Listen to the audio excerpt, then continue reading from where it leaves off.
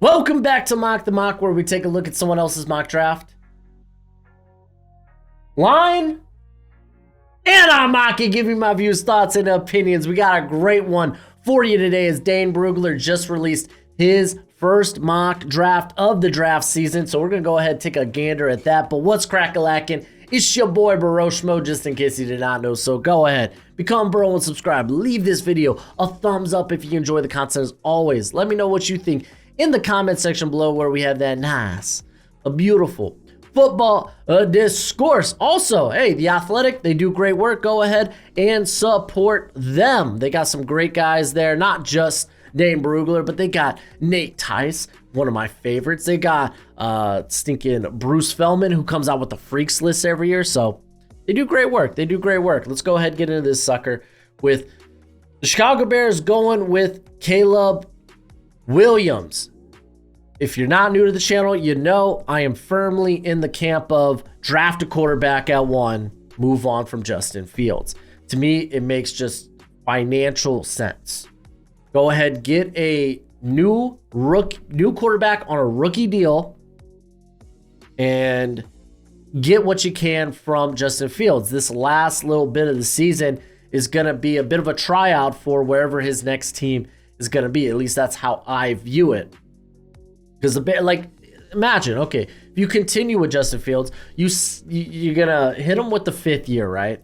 And that's like $23 million a year. And if you want to extend him, it's going to be pretty pricey, I think.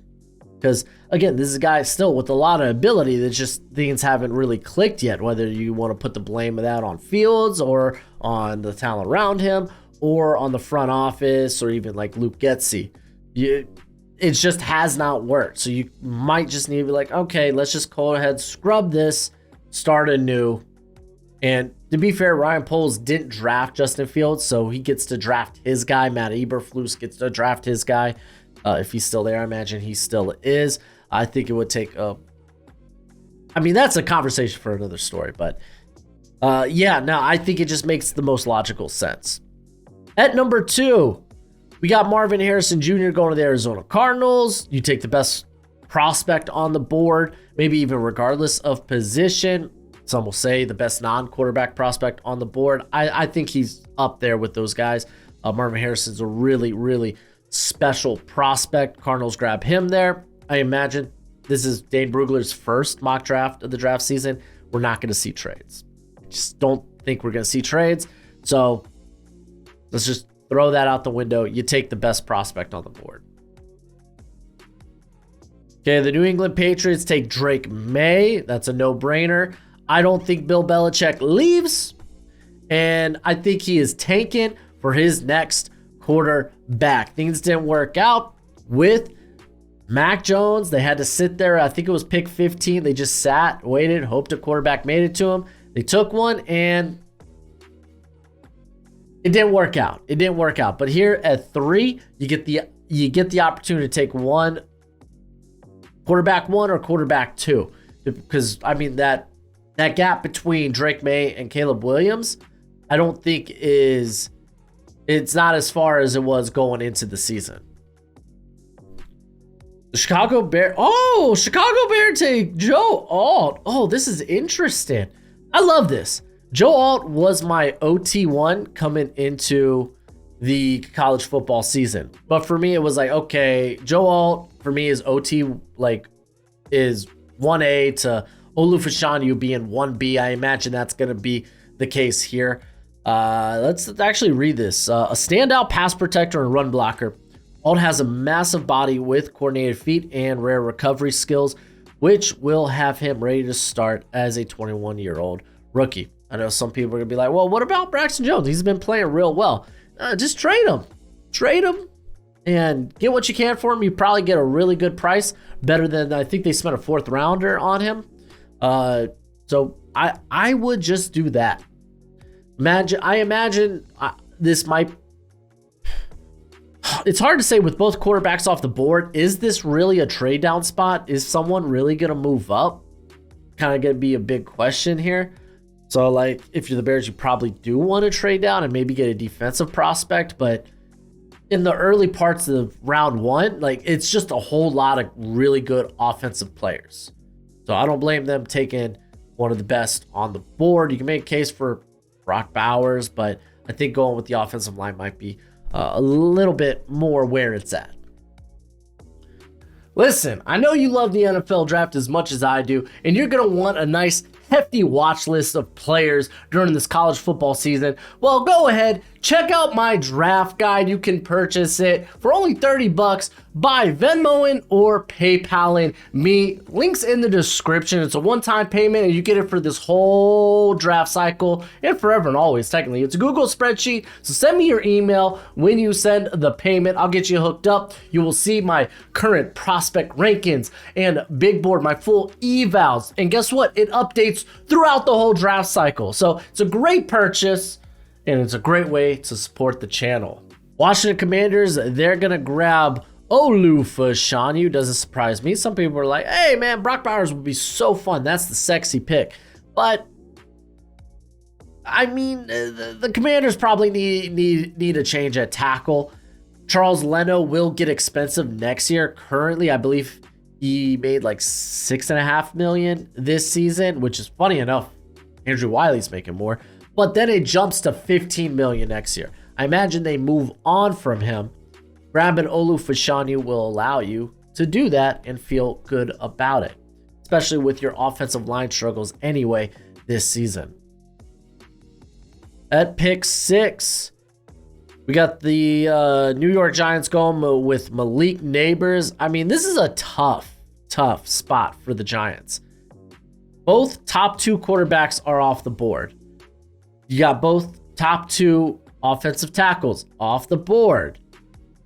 Honestly, your next best get, if you're not sold on whoever quarterback 3 is for you, next best get is probably grabbing that second tier of wide receivers. It could be Malik Neighbors.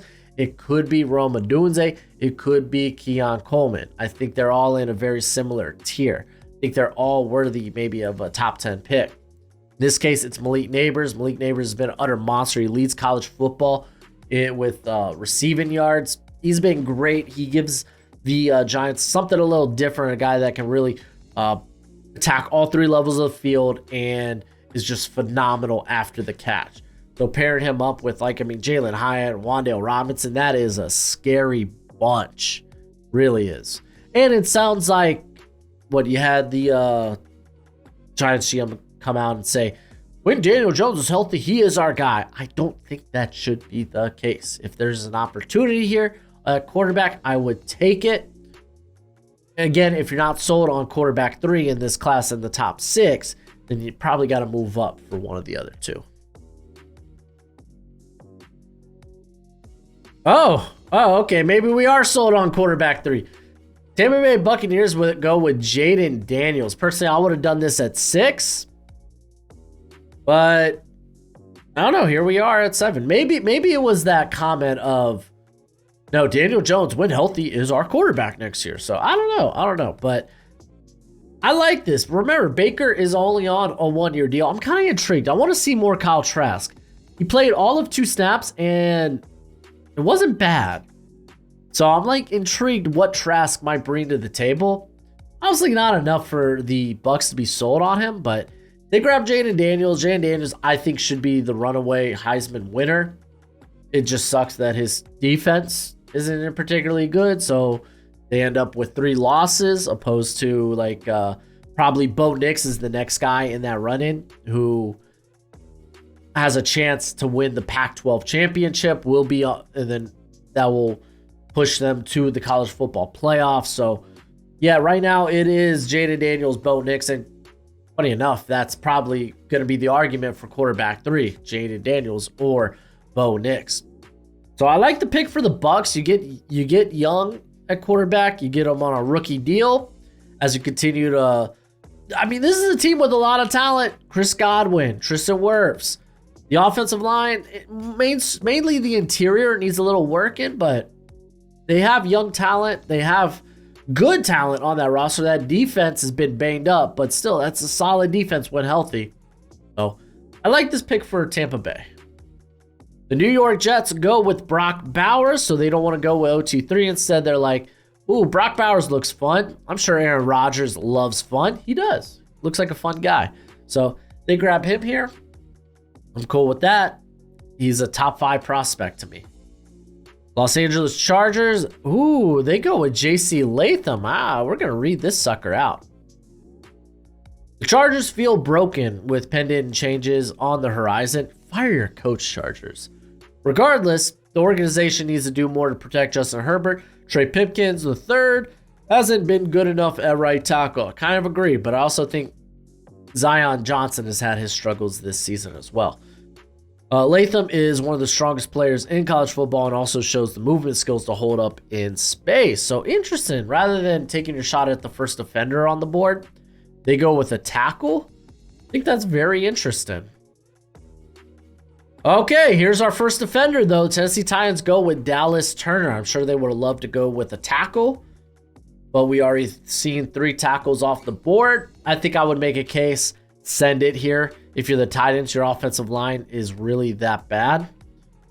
But with Will Levis likely penciled in. What do you mean likely? Yeah, he's penciled in as the starter. All right. The front office can focus this offseason on building the offensive line, adding more weapons, and strengthening the defense.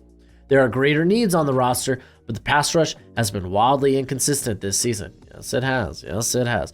But the Titans aren't playing the Panthers. Oh, I see. There's a little joke there. I like that. Turner is a freak show talent, both against the run and while rushing the passer, and continues to get better. Yes, the only thing I really feel like teams might hone in on as a con is the lack of size, just girth, lack of bulk. He's going to be at like 242, but again, a young player probably could get up to that. I'm not sweating it too much.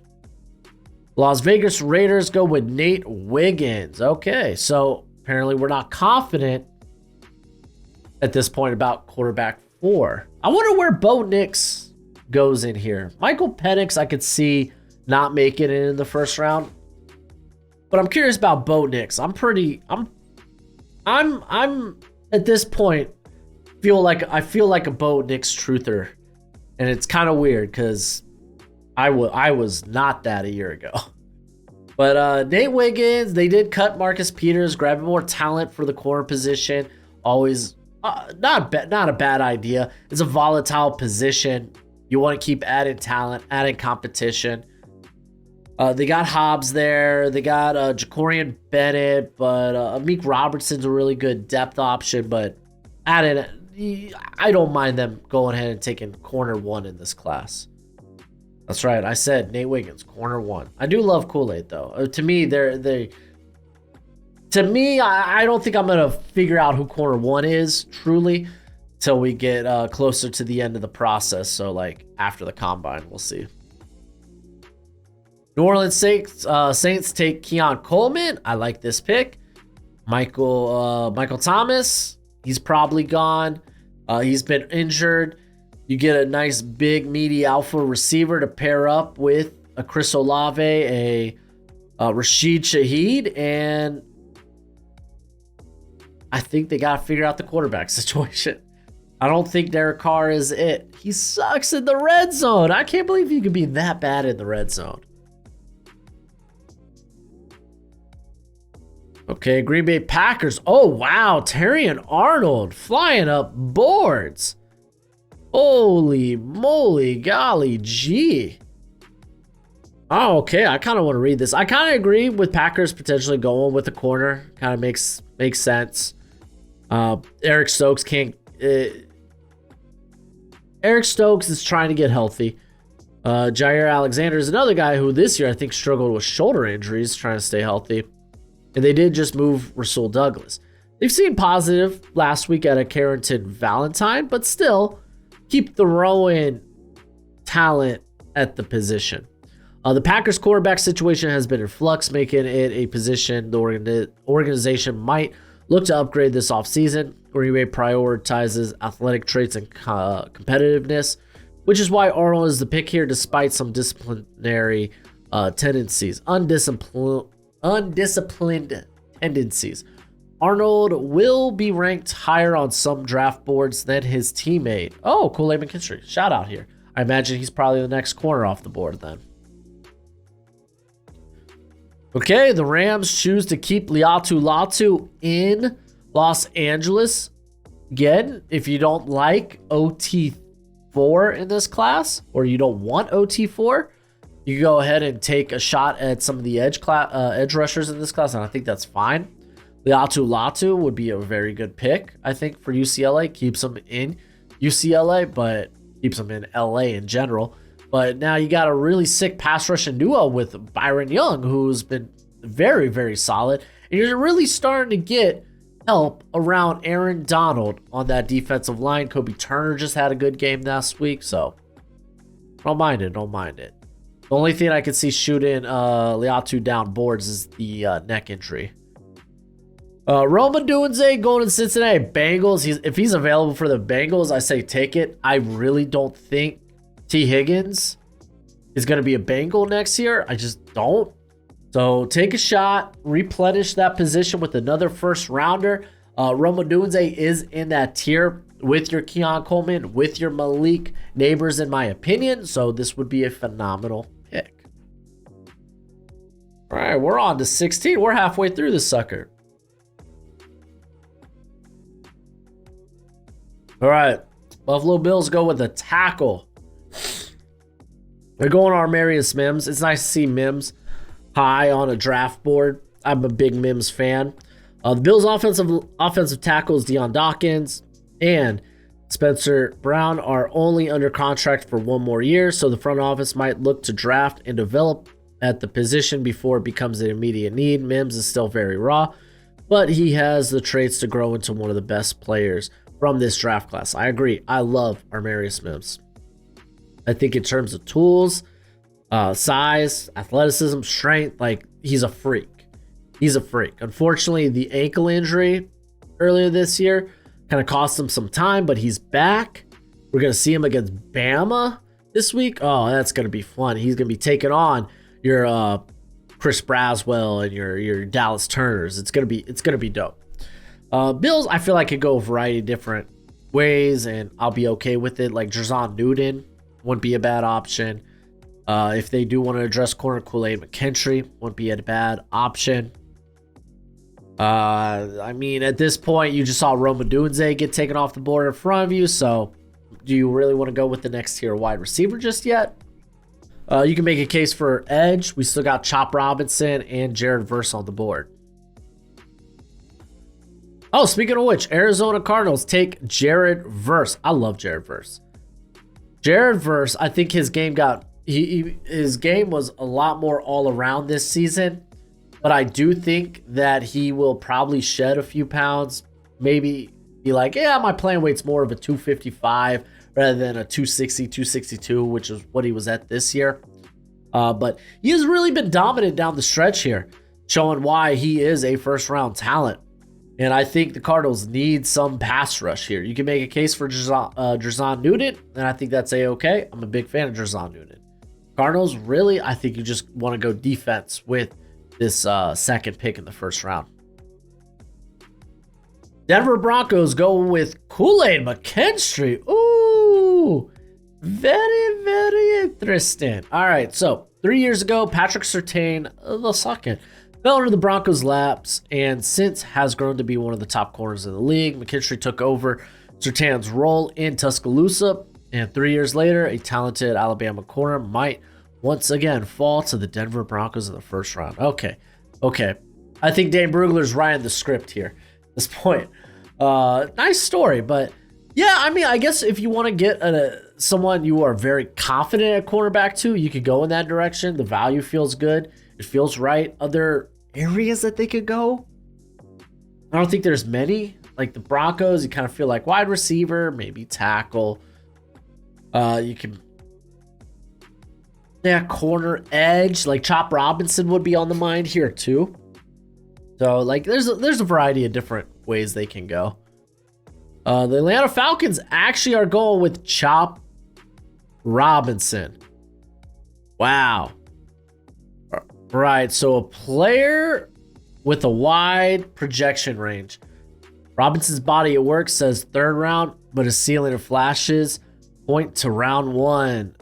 The Falcons pass rush has ranked near the bottom of the league for far too long. Agreed. Robinson's explosiveness off the edge is a potential answer to that problem. I mean, I love Chop Robinson. I think he's twitched up. I think you're going to be hard-pressed to find someone with his level of explosiveness off the edge. And the Falcons, if you don't, hey, listen, if you hate Bo Nix, I guess you don't take Bo Nix, but take an edge rusher. There's like guaranteed 4 that should go in the top 20. Snag one of those guys. I'm now at this point with the Falcons not taking a quarterback. I'm thinking we might only see 3 quarterbacks in this mock draft. Okay, the Minnesota Vikings take Jon Newton. Maybe I should have said it here. Minnesota, if they don't take a quarterback, I don't think we're going to see another quarterback in this mock draft. So I think this is fine. Jon Newton, really good talent. I think I'd be willing to take him much higher. He's probably going to be close to my top 10 vicinity. Preferably, for the Vikings, maybe you want an edge, but like getting more guys on that interior, I think is A-okay. I think it's just fine. So, Jon Newton, this is great value. Big fan.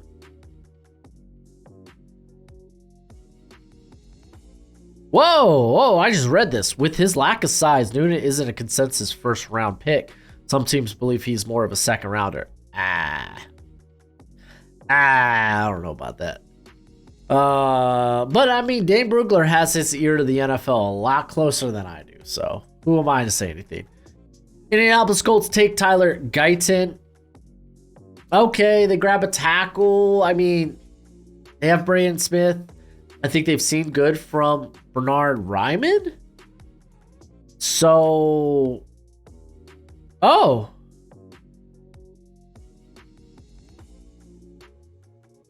investing in protection for Anthony Richardson would be smart. Guy that has the talent to compete for the starting right tackle snaps as a rookie. So what, are we moving Braden Smith into guard? Is that happening? Is that a thing?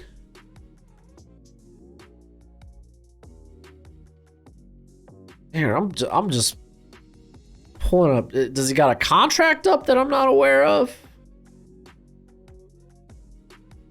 No, Braden Smith certainly has been playing right tackle. Let's take a look at Braden Smith's contract.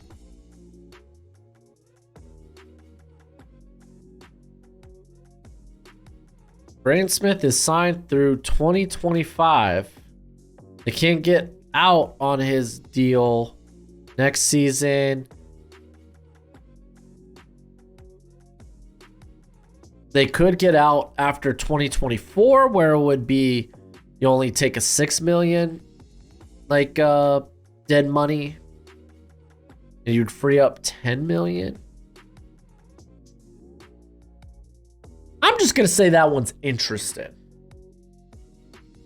Oh, I talked all this crap about there probably not being another quarterback coming off the board. Here we are, Seattle Seahawks take JJ McCarthy. So we're definitely not seeing Bo Nix. So McCarthy, man, I get it. Like, the guy's got the tools. It's just, man, you would love to see it more. Like, I think we've seen glimpses of it, but I don't know if it's enough for me to be like, yeah, no, I'm willing to take a shot on that guy in the first. Not right now. Not 100% sold, but I mean, at this point, you could literally draft him and then sit him. Have him work behind Geno Smith. So it's not a bad spot. It's not a bad option. So, fine. Pittsburgh Steelers take Brian Thomas. I absolutely love Brian Thomas. So, yes. Deontay Johnson, things are getting weird. I don't know if Deontay Johnson's on this Steelers team after next season. I get it. Steelers, they take their wide receivers on day 2. That's just what they do. And it's a good wide receiver class. There's a great case to be made to do that. But Brian Thomas is good, dude. Like, if he doesn't come out this season, which I think he will, like you're gonna be losing Malik Neighbors and Jaden Daniels. Do you really want to stay back? I don't think so. So, like, I think Brian Thomas, there's a good shot he would, like, in 2025 could have been a top 10 pick. Like, right up there with Luther Burden. I think Thomas has that type of potential. I'm a big fan of his. Steelers, like, again, it's just kind of tricky. Like, we don't see the Steelers normally take wide receivers in the first round, or at least as of late. So it's interesting. Most definitely interesting. But I'm a big fan of Brian Thomas. Houston Texans take Cooper DeJean. This is actually a really good fit. So, yeah, I mean, I think it's a good fit for the Houston Texans. And, I mean, he slips down the board. I feel like it's solid. Yeah, go ahead and snag him, man. He's got great athleticism. Dude can tackle. He can return kicks, punts. And he has a nose for the end zone if he gets an interception. So, yeah, man. Houston Texans. Go out and you just grab talent. He's probably the top player on my board at this point. Like, yeah, you get what I'm saying. Miami Dolphins go with Troy Fautanu. Ooh. I mean, I'm okay with this pick. He can play tackle, he can play guard, and I think that's fine.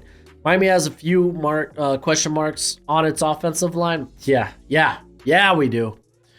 With Terran Armstead missing more games in 2023 than he has played, he misses games every year. College left tackle, Fautanu has the play style and aesthetics of a guard, but the feet and arm length that can keep him at right tackle regardless. His position flexibility provides immediate depth for the Dolphins. So I'm okay with that. I'm fine with that. I think it's fine. Graham Barton, right? It comes right off the board for the Dallas Cowboys. Let's actually read this one because I kind of agree with this. Like, he's probably a guard center in the NFL. He was recruited as a guard, played center his freshman season, and then moved out to left tackle. College left tackle, Barton is going to move inside in the NFL and projects well at either guard or center. The Cowboys might need help at both spots with Tyler Guyton as a pending free agent and the future uncertain for Tyron Smith. This pick assumes Tyler Smith would replace Tyron Smith at left tackle, thus creating a need at left guard. Yes, move Tyler Smith. You were like, oh, he's so great of guard. We can't move him out there. We need him in there to block for the Jonathan Allens and the Jalen Carters and such. And it's like, no, you could just draft it with like a Graham Barton here. You bring in other guys. Like, left tackle is a more pressing issue. It's a more valuable position to have. And Tyler Smith showed his rookie year that he could play. So I don't know why you keep him there at guard. And if he struggles at tackle, you could always move him back to guard. The Detroit Lions go with JT Tuimoloau. Lions ranked near the bottom of the NFL in pressure rate and sacks, and they must continue to build the defensive line. Tuimoloau isn't going to win the corner with pure speed, but his heavy hands and diversifies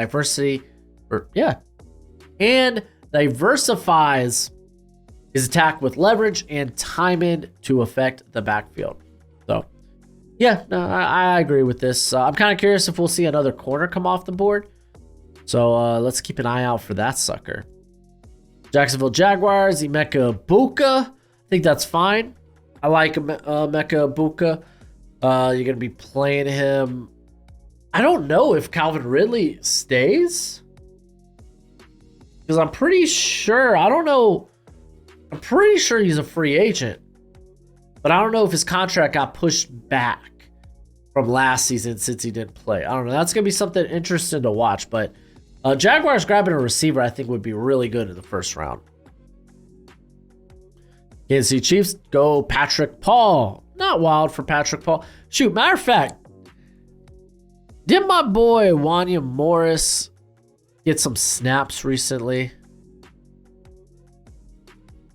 Where are you at, Wanya? Where are you at? No, he got like 8. He only got 8 at left tackle. That must have been recently too. Yeah, he played 5 snaps against the Raiders. Dang, dude. I'm kind of curious where they're going to end up putting him. Or if they just see him as a depth guy. But Patrick Paul, I'm not on the Patrick Paul choo-choo train yet. I'm just not. I get it. Length, athleticism. I still think he's pretty raw in a lot of areas. And I feel like that might become apparent once we see him at the Senior Bowl. So I see him as more of a day 2 option. But like the Chiefs definitely can go tackle if they're not satisfied with currently what's going on with like Donovan Smith. Donovan Smith was always just a stopgap option though. The 49ers, Talanoa Fuaga. Wow, I'm surprised he's not higher on Dane's board. But this is a phenomenal pick for the Niners. With his firm hands and finishing mentality, Fuaga is the best run blocking lineman. I have studied this draft cycle, especially with his ability in zone. His feet get tied up when he gets too upright in pass protection. It says check his Washington game. But he can keep speed wide of the pocket and help answer the 49ers' struggles at right tackle. Phenomenal pick. I'm a little higher on Fuaga, but this would be a great pick for the Niners. Baltimore Ravens go with Quinion Mitchell. I love Quinion. I'm a big fan. I don't know if he's a first rounder, but I think the Ravens would love to get a cornerback too, especially with Marlon Humphrey just kind of unable to stay healthy this season. I think that would be really, really good for them. And then last but not least, the Philadelphia Eagles take Kingsley Suamataio. Hell yeah, dude. Shout out my boy.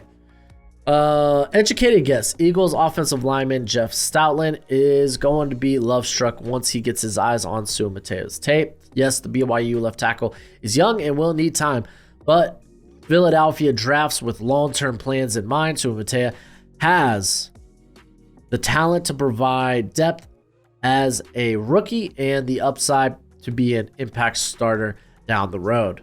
I like it. I like seeing Suamataio get a little bit of shine. He's got round 2. I think these are just for the teams without first round picks. Yeah.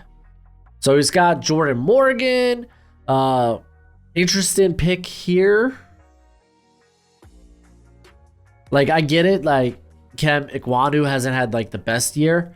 Maybe you do move him back into guard and you get Morgan. Like, but I think wide receiver, getting a playmaker might be the best bet for the Panthers.